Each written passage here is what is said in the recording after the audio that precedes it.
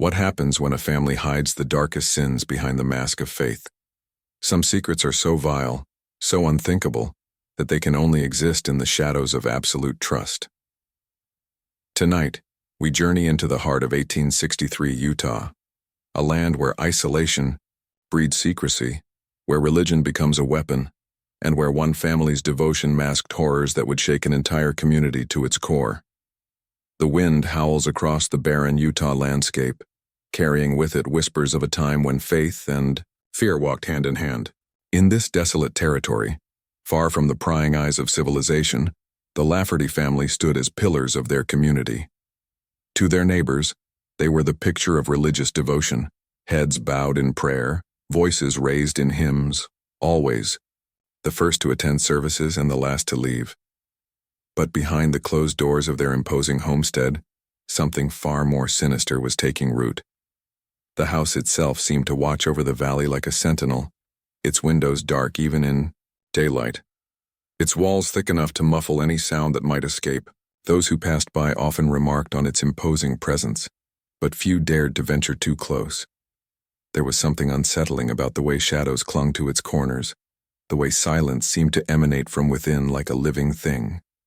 Little did they know this wasn't just a home. It was a prison where innocence would be sacrificed on the altar of twisted faith. Inside these walls, the very air seemed to thicken with unspoken dread. The Lafferty patriarch ruled with an iron fist wrapped in scripture, his voice booming through the halls as he twisted holy words into instruments of control. Every morning began with prayer, every meal blessed with verses, every evening concluded with readings from sacred texts. But these weren't ordinary prayers. They were rituals of submission, designed to break the spirit and bend the will. The floorboards creaked under the weight of absolute obedience. Women moved like ghosts through the corridors, their eyes downcast, their voices barely above a whisper.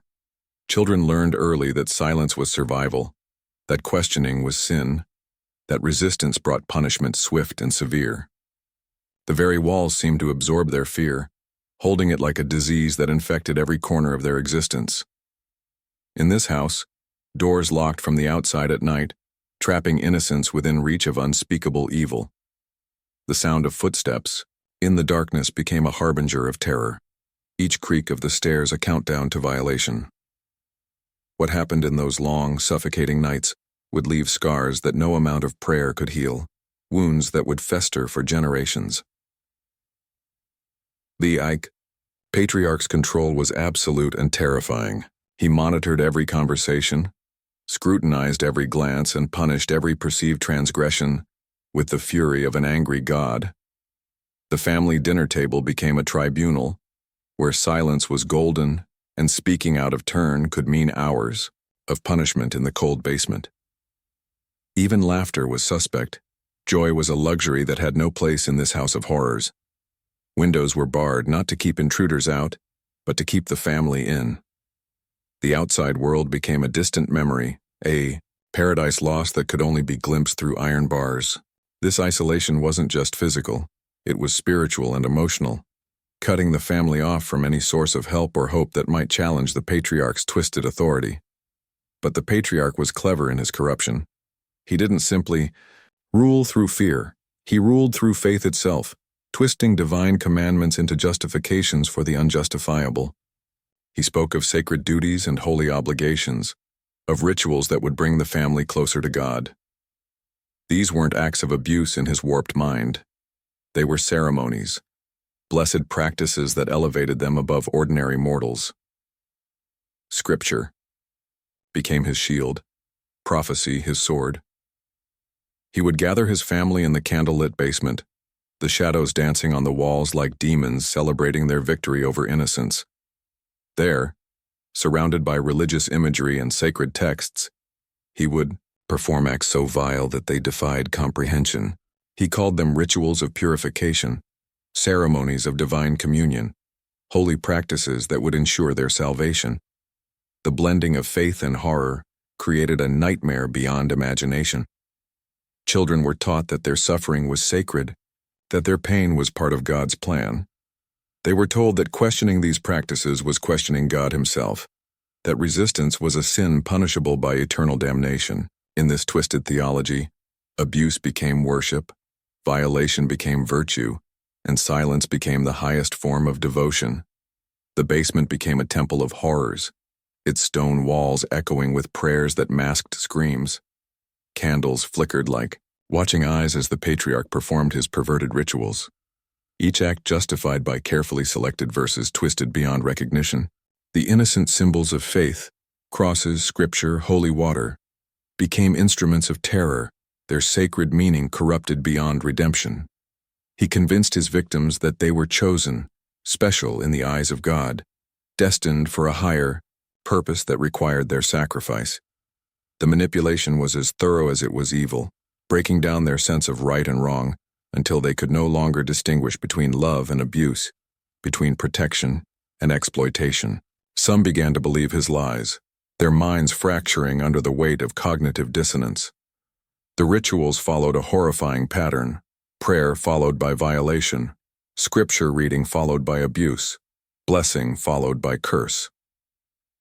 The patriarch would speak of ancient practices, of biblical precedents that existed only in his diseased imagination. He created a theology of terror where God's love required absolute submission to his earthly representatives' every twisted desire. Those who tried to resist found themselves subjected to even more elaborate purification ceremonies, their defiance labeled as demonic possession that required extreme measures to exorcise. The line between religion and torture disappeared entirely, leaving only a hellish landscape where faith became the weapon used to destroy the faithful. The youngest victims bore the heaviest burden. Sons were broken into submission, their spirits crushed under the weight of impossible expectations. They were forced to participate in rituals that stole their childhood and replaced it with shame that would follow them forever. Daughters faced even worse horrors, their innocence sacrificed on the altar of their father's twisted desires. Some tried to flee, running barefoot across the frozen Utah plains, but they were always brought back, always punished, always reminded that there was no escape from God's will. The trauma passed from one generation to the next, like a cursed inheritance. Children grew up knowing only pain and fear, their understanding of love and trust forever warped by the horrors they witnessed and endured. Those who survived carried the weight of unspeakable memories, their souls scarred by experiences that no human should ever endure. Young minds struggled to comprehend the incomprehensible. How could the man who read them bedtime prayers be the same one who violated their trust in the darkness? How could acts of love and acts of abuse come from the same hands spoken by the same voice? The psychological damage was as severe as the physical trauma, creating fractures in their developing psyches that would never fully heal. The children developed elaborate coping mechanisms. Some retreated into silence so complete that they seemed to disappear even while present in the room. Others created elaborate fantasy worlds where they could escape if only in their minds. A few became hyper-vigilant, their young bodies constantly tensed for the next assault, their eyes always searching for escape routes that didn't exist. Sleep became another form of torture. Nightmares blended with reality until the children could no longer distinguish between the two. They would wake screaming only to be punished for disturbing the household peace. Their beds, which should have been sanctuaries of safety, became sites of violation and terror. The older children were forced to become complicit in the abuse of their younger siblings, their own survival dependent on their willingness to participate in the cycle of horror. This created bonds of shame and guilt that would torment them for decades, survivors carrying the weight of actions they were forced to commit while still children themselves. Some children simply broke, their personalities fragmenting under pressures no young mind was designed to withstand. They became hollow shells, going through the motions of life while their true selves retreated to places so deep that they might never find their way back.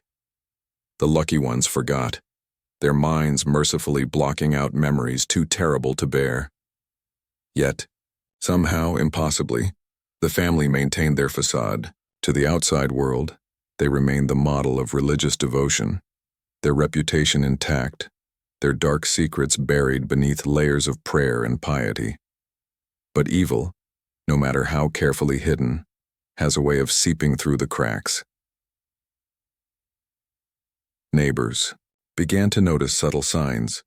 Children with hollow eyes and trembling hands, strange sounds emanating from the Lafferty home during the night, unusual gatherings that seemed more ritual than social.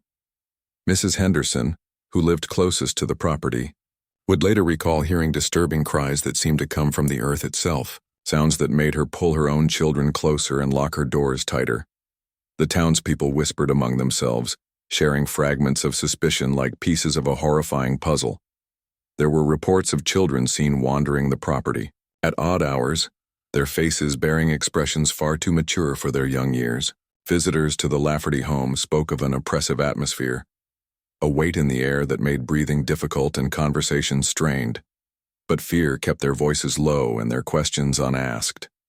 The Lafferty patriarch wielded considerable influence in the community, his reputation as a man of God serving as both shield and sword.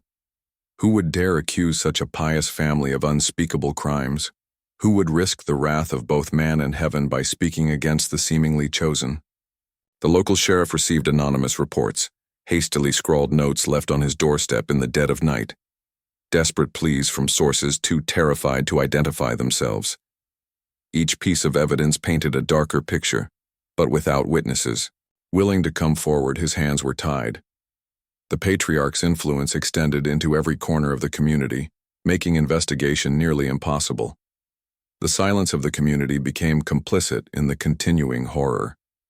Each whispered concern that went unspoken, each suspicious glance that turned away, each uncomfortable truth that remained buried allowed the evil to flourish. The very faith that should have protected the innocent became the weapon used to silence their cries for help. As months turned to years, the weight of hidden truth grew heavier. The evidence became harder to ignore, the signs more difficult to dismiss.